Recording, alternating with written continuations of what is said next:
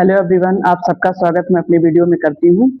आज का हमारा जो टॉपिक है वो है विलोम शब्द। विलोम शब्द जितना आसान लगता है वो थोड़ा सा आसान तो होता है, बट उसे थोड़ा सा ध्यान से उसका प्रयोग करना चाहिए, जिससे आपका जो शब्द होते हैं, विलोम शब्द है वो बिल्कुल एक दूसरे के उलट दिखने चाहिए। ठीक है, तो चलिए देखते हैं इसमें क्या क्या सावधानियां बरतनी चाहिए, और पहले देखते हैं इसकी परिभाषा। ठीक है, तो विलोम शब्द की जो परिभाषा है वो है एक दूसरे के विपरीत अर्थ बताने वाले शब्दों को विपरीतार्थक या फिर विलोम शब्द कहते हैं। ठीक है, यानी जब विपरीत का मतलब है उल्टा। ठीक है, यानी जब एक शब्द दूसरे के विपरीत बताए, उल्टा अर्थ दे, तब वहां पे होता है विलोम शब्द। ठीक है, एक चीज और इसमें ध्यान देने वाली है कि जब हम तत्सम शब्द का प्रयोग कर रहे हैं, यानी एक शब्द जब तत्सम का है तो उसका जो उल्टा होता है उसे भी हम तत्सम ही प्रयोग करते हैं।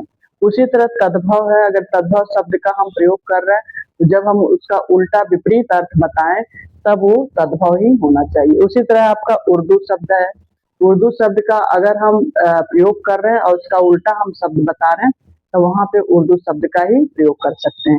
जैसे यहाँ पे देख सकते हैं जीवन मरण। ठीक है, तो जीवन के साथ हम जीना या फिर मरना नहीं जोड़ सकते हैं, हम जीवन के साथ मरण ही लिखेंगे, क्योंकि ये दोनों तत्सम एक दूसरे के विपरीत है।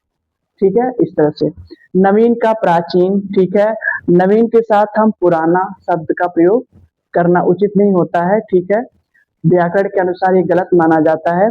उसी तरह फायदा नुकसान। ठीक है, यहाँ पे फायदे के साथ हम हानि का प्रयोग नहीं कर सकते हैं। ठीक है, चलिए उसके और भी कुछ एग्जाम्पल देखते हैं।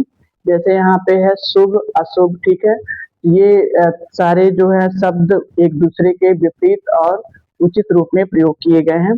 शुभ का अशुभ, रात का हो गया आपका दिन, शुष्क आर्द्र। ठीक है, सूखा और गीला, प्रवेश निकास। ठीक है, निकलना और प्रवेश करना, क्रय विक्रय, बेचना और खरीदना, निद्रा और जागरण। ठीक है, यानी नींद में होना और फिर जागना। ठीक है, तो आपने देखा कि विलोम शब्द का प्रयोग करते समय कुछ सावधानियां हमें बरतनी चाहिए, और इस तरह से यानी जो शब्द जिस रूप में है उसका बिल्कुल उसी में उल्टा शब्द प्रयोग करना चाहिए। तत्सम है तो तत्सम का, तद्भव है तो तद्भव का रूप होना चाहिए, उर्दू है तो उर्दू का, अंग्रेजी है तो अंग्रेजी का। ठीक है, तो आई होप ये वीडियो पसंद आया होगा, और इसी वीडियो में आप देखेंगे कि लगभग कुछ ऐसे विलोम शब्द जो आपको कॉम्पिटिटिव एग्जाम में हेल्प कर सकते हैं। तो चलिए देखते हैं।